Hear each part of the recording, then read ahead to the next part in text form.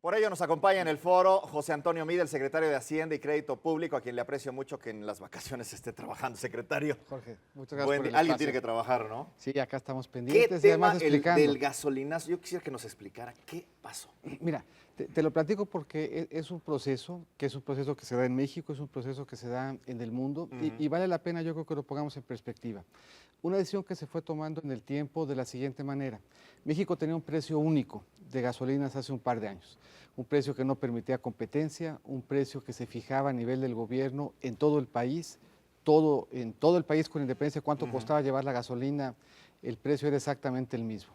Nos movimos primero a un modelo de precio máximo y eso permitía que las gasolineras empezaran a competir, que pudieran dar descuentos, que pudieran tener su propia estrategia comercial respecto del precio.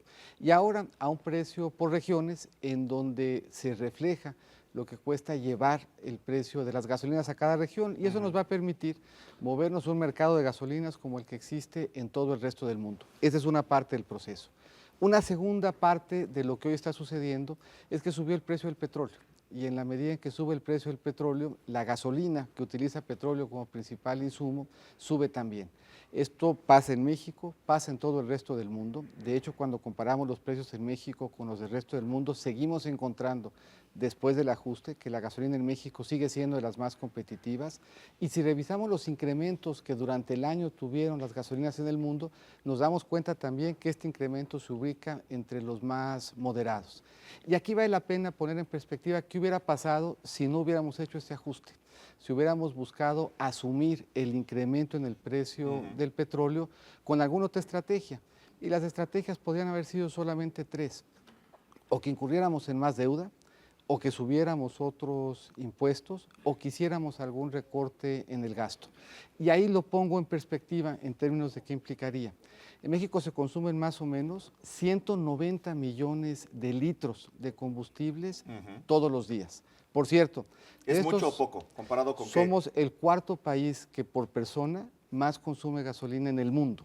Solamente hay 3 países que consumen más gasolina por persona que México. México es de los grandes consumidores de gasolina por persona en el mundo. Ahora, de estos 190 millones de litros, menos de 9 lo consume el 30% de la población con menos ingreso. Esto es, el grueso de la gasolina se consume en los niveles de población con más ingreso, por lo que no es un buen vehículo para llevar apoyos. Si tomamos en cuenta estos 190 millones de litros y escogemos mantener artificialmente bajo el precio en $1, son 200 millones de pesos por día. En 10 días son 2,000 millones de pesos. Para ubicar lo que tendríamos que haber recortado, por ejemplo, en el presupuesto para acomodar estos 2,000 millones de pesos, es lo que cuesta el programa que nos permite llevar leche a los 10 millones de mexicanos más pobres del país. Es más o menos lo que nos cuesta todo el programa de abasto social de Diconsa. Si el apoyo lo mantuviéramos no por 10 días, sino por 40, ese es el presupuesto de la UNAM. Si lo mantuviéramos por todo el año, que serían más de 200,000 millones de pesos porque va cambiando el costo de la gasolina en el tiempo, esa es la mitad del presupuesto del IMSS. Por lo que si nosotros hubiéramos querido seguir administrando el precio, seguir tomando decisiones de precio desde el gobierno, en vez de dejar que se tomaran desde el punto de vista de costos, eso es lo que nos hubiera costado y eso es lo que tendríamos que haber recortado para acomodarlo. Sin duda es un tema que la gente, ahora que lo explica, y que si no se hubieran tomado estas medidas, pues estaría en riesgo muchos sectores que hoy necesitan urgentemente pues, la comida, la salud, la atención. Y que los podemos atender de mejor manera a través de los programas de gobierno que están focalizados, que están llevando la atención a quien lo ocupa, que vamos a fortalecer en el año, los programas de Prospera, los programas de becas, los programas de abasto social, todo lo cual hubiera estado en dificultad si hubiéramos seguido administrando, si hubiéramos seguido manejando y decidiendo el precio como si fuera una decisión del gobierno y no una decisión de costos, de un costo que no tenemos manera de controlar. Sin duda, esto no quita la irritación social. Y la entendemos, y si hubiéramos tenido cualquier otra alternativa, la hubiéramos utilizado, pero las alternativas eran solamente esas. El precio del petróleo subió de enero de principios de este año al día de hoy casi 67%. De febrero al día de hoy, del punto más bajo que alcanzó, subió casi 75%. Y de septiembre, para no irme más lejos, subió 17%. por lo que haber administrado el precio para mantenerlo artificialmente falso, solamente lo podíamos haber hecho o con recortes o con más impuestos. Ya. Y déjame nomás matizar un punto, porque la nota que presentaste al principio, que es correcta, refleja el impuesto que viene en ley. El impuesto sobre las gasolinas es de 4.60 pesos por cada litro, pero la decisión que sí tomó el presidente para suavizar el impacto fue reducir este impuesto. Este impuesto el año que entra será apenas superior a los 3 pesos. El único componente de costo de las gasolinas que va a bajar el año que entra es el impuesto que está recaudando el gobierno. Bien, ¿el precio será el mismo en todo el país? No, tendremos 90 precios diferentes, justamente para reconocer que el costo de llevar la gasolina al lugar en el que se vende es distinto. Y esto es lo que nos va a permitir al tiempo reflejar los costos, y cuando vayamos abriendo el mercado de gasolinas, es que se detone más inversión en almacenamiento, en transporte, que haya más participación de ¿A diferentes partir de cuándo? actores. ¿Y cada cuánto? Lo vamos a ir ajustando, el proceso de liberalización, con un calendario que empieza el noroeste del país, después el norte, después el resto del país, para dejar al final el sur y el sureste. Ahora, ¿dónde yo como consumidor lo puedo ver, lo puedo revisar? en la hoja de la CRE, que es la Comisión Reguladora de Energía, que es la que junto con Pemex revisó los costos de logística, qué es lo que va a pasar en el tiempo. Y aquí es bien importante, esta decisión de liberalizar no tiene nada que ver con el precio. La liberalización, la mayor participación de otros sectores, la posibilidad de invertir en un sector que antes estaba reservado a Pemex, en el tiempo habrá de llevarnos por la vía de competencia a que, manteniendo el costo constante, las condiciones de servicio, de seguridad, de atención sean mejores. Ya. El precio lisa y llanamente sube porque subió el costo del petróleo. ¿Es irrevocable la decisión? ¿Hay una mano poderosa que puede decir va para atrás? Es Mira, decir, la mano del presidente, la mano de alguien que diga... En un bien que implica 190 millones todos los días de consumo, un gobierno que quiera administrarlo, es un gobierno que se está equivocando. Es un gobierno que está haciendo uso de recursos escasos en donde no sirven mucho.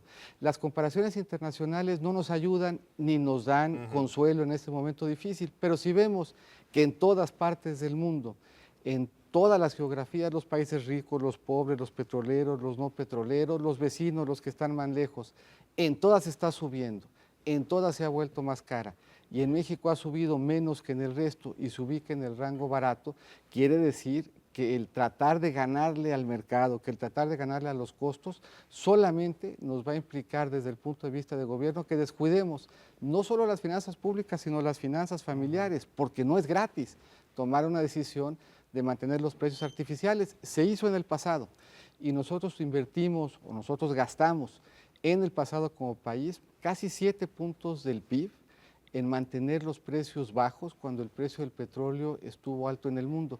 Esos son 7 puntos que nos hubieran ayudado para bajar la deuda, son 7 puntos que nos hubieran ayudado para tener más infraestructura. Esto es, no hay manera de apostar en contra de lo que está sucediendo a nivel global con los precios del petróleo. Si es irrevocable, va a ser inevitable el alza de precios. Sube la gasolina, sube todo, sube el transporte, sube la canasta básica. Deja de matizar porque eso no es cierto en diferentes sentidos. Habrá un ajuste, habrá un impacto de una sola vez, pero este va a estar atenuado en diferentes factores. Por ejemplo, en el transporte público, primero, lo que se gasta en combustibles es deducible. Eso quiere decir que 1 de cada 3 pesos lo pone el gobierno. Segundo, de manera puntual, en el caso de transporte, hay un estímulo que implica que el IEPS, el Impuesto Especial sobre Producción y Servicios del que hablaron en la nota al principio, se le da a los transportistas formales como un estímulo. No tienen en consecuencia que pagar ese impuesto.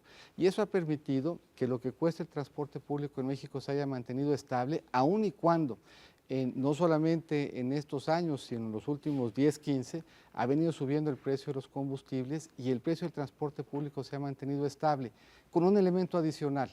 Cuando tomamos la decisión de que el precio se ajuste con los costos, eso quiere decir que el precio a veces va a subir y a veces va a bajar.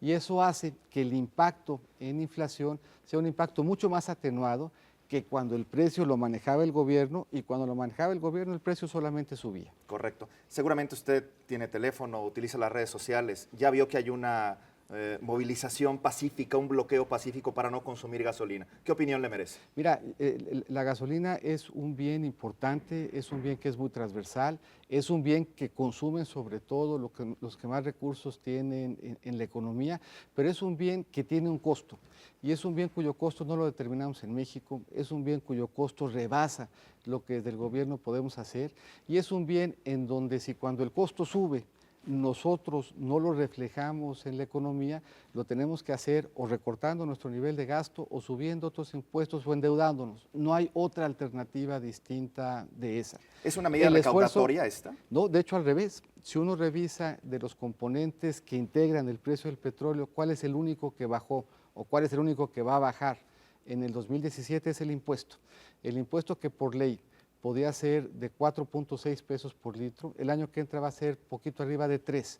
Eso quiere decir que habiendo subido el precio del petróleo, el que está haciendo un esfuerzo para suavizar el impacto es el gobierno por la vía de dar un apoyo que reduce el impuesto que está marcado en ley, que hace un esfuerzo adicional, pero que no puede desde sus finanzas públicas acomodar lo que está pasando en el mundo, que es un mayor precio del combustible, un mayor precio de lo que se utiliza para generar gasolinas. Y vuelvo a insistir, si revisamos todos los precios del mundo, desde Arabia Saudita, que es un país productor y que este año subió 50% el precio de su petróleo, hasta el de nuestros vecinos, desde Belice y Guatemala hasta Nicaragua, Perú, Chile o Brasil, en todos se reflejó, no como decisión de gobierno, sino como decisión de mercado, un mayor precio de la gasolina porque subió el precio del petróleo. Ya. Y eso es, perdón, lo que tenemos que ir cuidando si queremos cuidar nuestras finanzas públicas y si queremos hacer un buen uso de un recurso escaso y en donde la mejor forma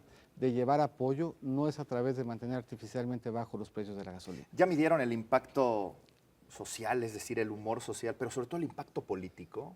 Mira, y si hubiéramos tenido otra alternativa, la hubiéramos tomado. Y yo creo que hay que calificar las decisiones, las populares y las impopulares, por el hecho de lo que hubiera pasado si no las hubiéramos tomado. Y si no las hubiéramos tomado, estaríamos recortando el gasto en salud, estaríamos recortando el gasto en educación. El apoyo a la gasolina hubiera implicado 2 veces lo que gastamos en Prospera. Esto es, de las alternativas que teníamos enfrente, esta era no solamente la más responsable, sino la que nos permitía cuidar de mejor manera el apoyo que le estamos llevando en México a los que más lo necesitan, sin incurrir en una práctica artificial que nos hubiera costado dinero, que hubiera sido seguramente más popular, pero que hubiera sido irresponsable y que hubiera sido injusta con los que menos tienen. ¿Es esta alza en la gasolina un fracaso de la reforma energética? No tiene nada que ver con la reforma energética. Si tú te pones a revisar, la reforma energética tiene 2 componentes, los 2 muy positivos. Más inversión y más tecnología en el sector de hidrocarburos. Hace poquito se anunció el resultado de la ronda en donde se licitaron campos en aguas profundas y esta, según nos decían diferentes analistas, había sido la ronda que más recursos va a movilizar en la historia del sector energético, 40,000 millones de dólares. Ese es un éxito de la reforma energética. ¿Qué vamos a ver en el transcurso del año que entra? Vamos a ver más transporte, más ductos, más almacenaje, más competencia en el sector de las gasolinas. Ese es un éxito de la reforma energética. La reforma energética no controla el precio del petróleo a nivel internacional. ¿Qué es lo que explica el cambio en el precio? Lisa y llanamente que subió el precio del petróleo. ¿Por qué si somos un país productor, por qué si tenemos petróleo, tenemos una gasolina tan cara y, si me apura, tan mala? Déjame Porque volver a matizar. Porque incompleta, porque no hay litros de a litro. A eso hay que cuidarlo, hay que sancionarlo y hay que imponer y fincar responsabilidades si eso sucede. Tan cara comparado, insisto, con nuestros vecinos, con Latinoamérica, con los diferentes países, no. México se ubica, si uno revisa un listado de precios de gasolina en el mundo, estamos entre los más bajos. Si uno revisa un listado de cómo se ha movido el precio de las gasolinas en el mundo, estamos entre los países que menos la ha incrementado. De nuevo, no es consuelo, nos duele, nos preocupa. Habremos de estar pendientes a acompañar a los que menos tienen con programas, con apoyos, de una forma mucho más eficiente que la que lo es la gasolina para llevar un apoyo, insisto, por la forma como se consume gasolina, en donde el que tiene más es el que más consume y el que tiene menos prácticamente no lo hace. De ahí, de nuevo, insisto, la dificultad sí de la decisión, pero el hecho de que la decisión al mismo tiempo implica más apoyo para los que menos tienen y en donde lo que está pasando en el mercado del petróleo, que subió como insumo de las gasolinas, nada tiene que ver con la reforma. Secretario, es, insisto, inevitable esta alza, será a partir de El primero de de enero, enero. y vuelvo a insistir, inevitable lo del 1 de enero porque así se movieron las circunstancias que explican el precio de la gasolina. Pero en el tiempo habremos de ver momentos en donde suba y habremos de ver momentos en donde baje. ¿Quién gana con el alza a la gasolina?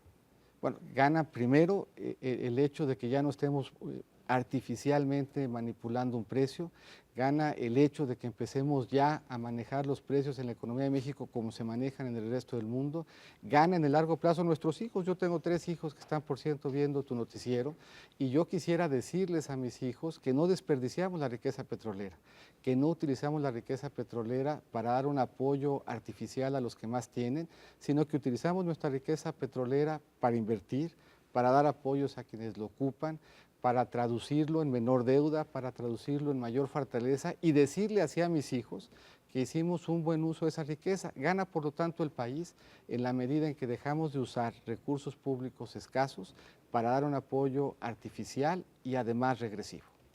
Secretario, gracias. Gracias, Jorge. Es el secretario de Hacienda aquí en Hechos AM.